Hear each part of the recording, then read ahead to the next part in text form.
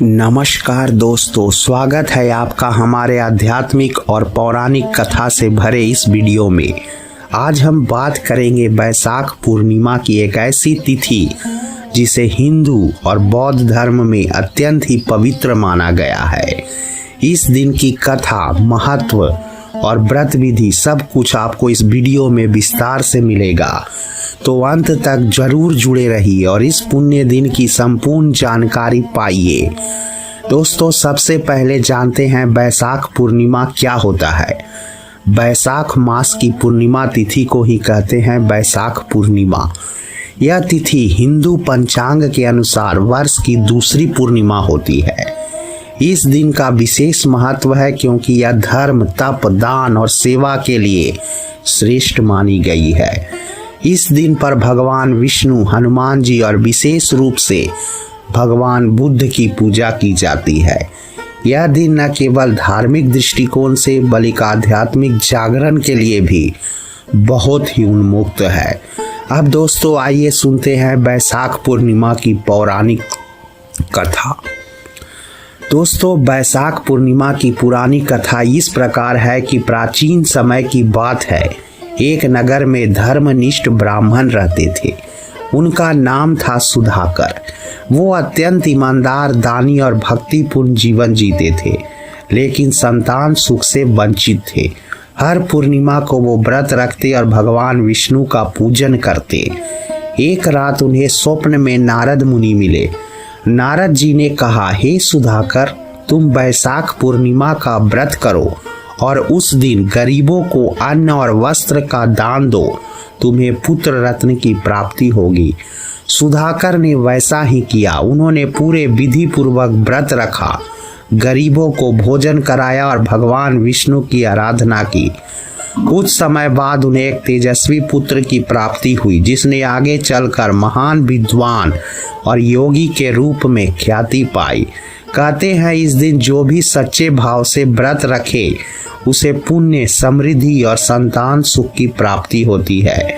अब बात करते हैं बुद्ध पूर्णिमा की। बैसाख पूर्णिमा का एक और विशेष पक्ष है। यही दिन था जब भगवान गौतम बुद्ध का जन्म, ज्ञान प्राप्ति और महापरिनिर्वाण तीनों घटनाएं इसी तिथि पर हुई थी। लुम्बिनी, नेपाल में जन्म लेने वाले सिद्धार्थ गौतम ने संसार के दुखों से मुक्ति पाने के लिए ज्ञान की खोज की। बोध गया में पीपल के वृक्ष के नीचे तपस्या कर उन्होंने बोधि प्राप्त की और बने भगवान बुद्ध। इसी दिन बौद्ध अनुयायी ध्यान, उपवास और बुद्ध वचनों का पाठ करते हैं। बौद्ध धर्म में यह दिन अत्यंत ही पवित्र माना गया है और सांत्वना, शांति और अहिंसा का प्रतीक है। अगर आप इस शुभ दिन का व्रत रखना चाहते हैं तो विधि इस प्रकार है। प्रातः काल सूर्योदय से पूर्व स्नान करें। विशेषकर गंगा स्नान का विशेष महत्व है। पीले वस्त्र धारण करें और भगवान विष्णु, लक्ष्मी एवं हनुमान जी की पूजा करिए। तुलसी पत्र, पीला फूल और पीली मिठाई अर्पित करिए। व्रतधारी दिन भर उपवास रखते हैं और संध्या के समय पूजा कर प्रसाद ग्रहण करते हैं।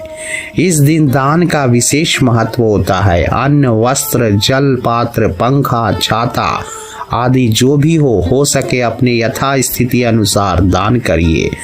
अब प्रश्न उठता है, इस दिन क्या करना चाहिए और क्या नहीं करना चाहिए।